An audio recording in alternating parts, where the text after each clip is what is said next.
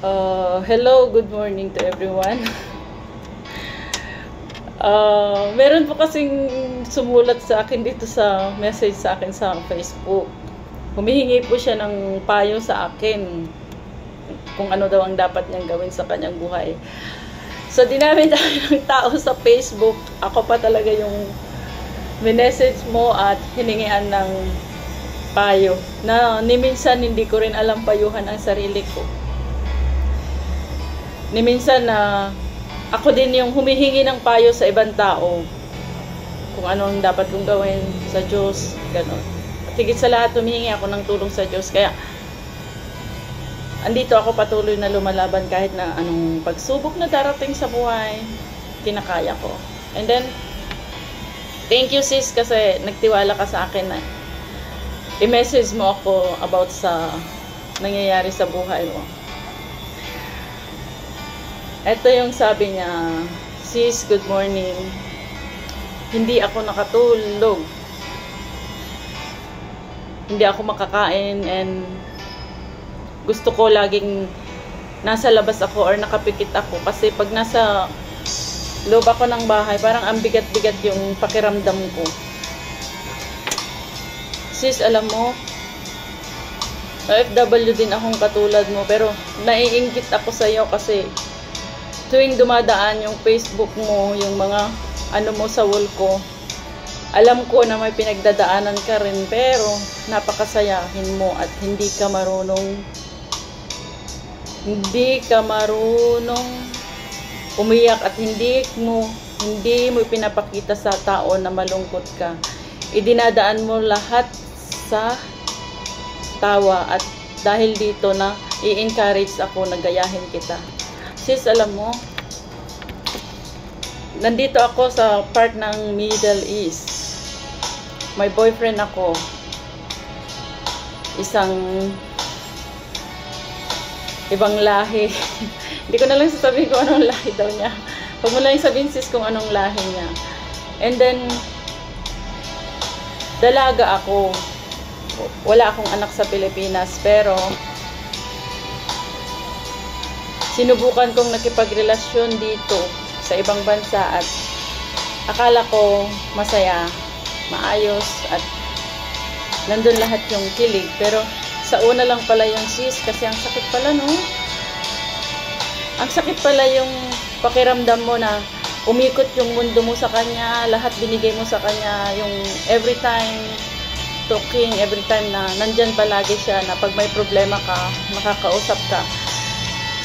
And then one day, sis, nagpaalam siya sa akin para umuwi sa kanilang bansa. And then, in the first day, second day, sis, okay naman. Okay naman kami. Nagme-message siya, good morning, hello, like that. Until, nagtataka na ako, sis, kasi wala nang message sa akin na kahit isa. Ngayon, minessage ko siya and na-shock ako sis kasi ang sabi nung nag-reply sa akin, ikakasal na siya ng araw na yun. Diba ang sakit? Pero alam mo sis, nung time na nalaman ko na yun, sabi niya sa akin nung babae na nag-message sa akin, sorry, pero ikakasal na po siya. And then, ako po yung magiging asawa niya. Hindi siya, sa puso niya, iba ang mahal, pero sa religion namin, talagang kailangan namin sundin ito. Mahirap magmahal, sis, pero wala tayong magagawa, di ba? Lalo na kung itinuon mo lahat ng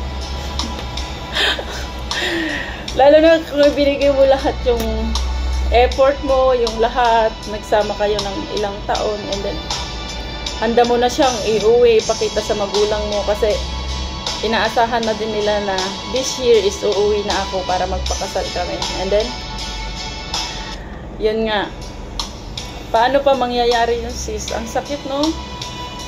Almost 2 months na na ganito ako. Hanggang kailan kaya ito, sis? Hanggang kailan ko kaya didibdibin at hanggang kailan kaya ako magkakaganito?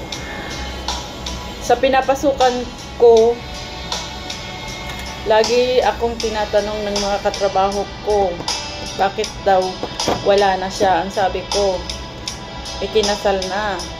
And then, sabi ng mga kaibigan ko, mag-move on ako. Lahat ng payo ginawa nila sa akin, pero ang sakit. Gusto ko pa rin siyang kontakin, gusto ko pa rin siyang sagutin. Kung mag-message siya, gusto ko pa rin siyang makasama kahit alam kong may asawa na. Mali ba ito, sis? Yes, napakamali. Ang sakit-sakit, diba, sis? Pasensya ka na, ha? Wala kasi akong mapagsabihan. Nakikita lang kasi kita na masayang tao, kaya siguro sabi ko, ikaw yung mahihingian ko ng payo. Maraming salamat, sis. And sana keep in touch na lagi tayong mag-usap at mag-message kasi gumagaan ang loob ko kapag pinapayuhan mo ako. Thank you, sis, and God bless you.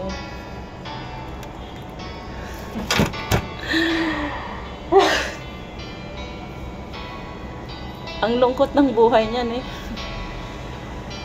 Ganyan lang talaga kapag nagmamahal ka sa isang tao. Yung akala mo, yun na, akala mo siya na, akala mo, andun na. Pero, hindi pala. Marami kasing tao or katulad natin, OFW, na umaasa kapag nagkaroon ng isang karelasyon, umaasa ka na isang araw, ito na siguro to, nakilala mo, ito na siguro to, na dating yung masaya mong buhay, na dati na yung ang saya-saya mong buhay, na akala mo na hindi ka iiyak, akala mo na hindi ka luluha, ay meron at meron parang darating na isang tao na paiibigin ka, pasasayahin ka, ibibigay lahat yung mga pangako na hindi naman niya kayang tuparin. Then one day, he left suddenly because of the wife, of the other girl, like that, right?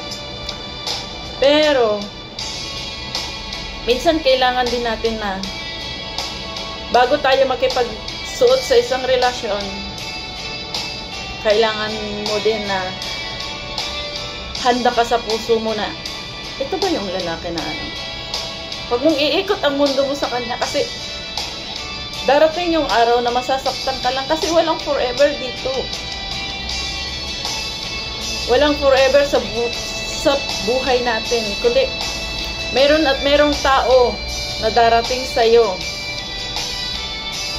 na magbibigay ng saya, magbibigay ng ligaya, magbibigay ng pag-asa. Pero yun ang pinaka masakit na magbibigay pala sa'yo ng pinaka masakit na pangyayari sa buhay mo. Pero ito yung magbibigay ng lesson kung paano ka lumaban at kung paano ka tumayo sa sarili mong paa. Na wag mong na ito yung tao na minulat ka niya sa katotohanan, na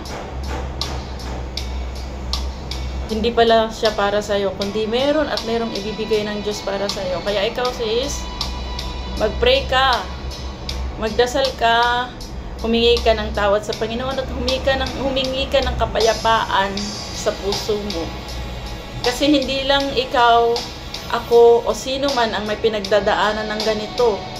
Kasi lahat tayo may pinagdadaanan sa buhay natin.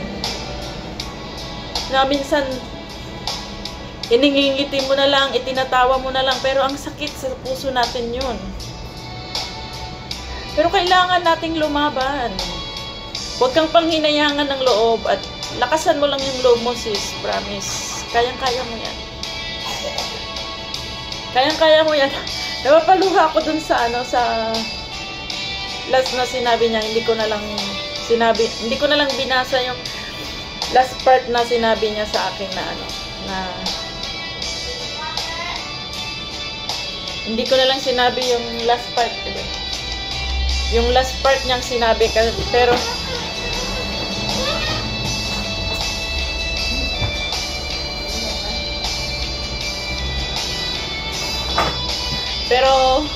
pinayuhan ko na lang siya sa ano, sa conversation namin na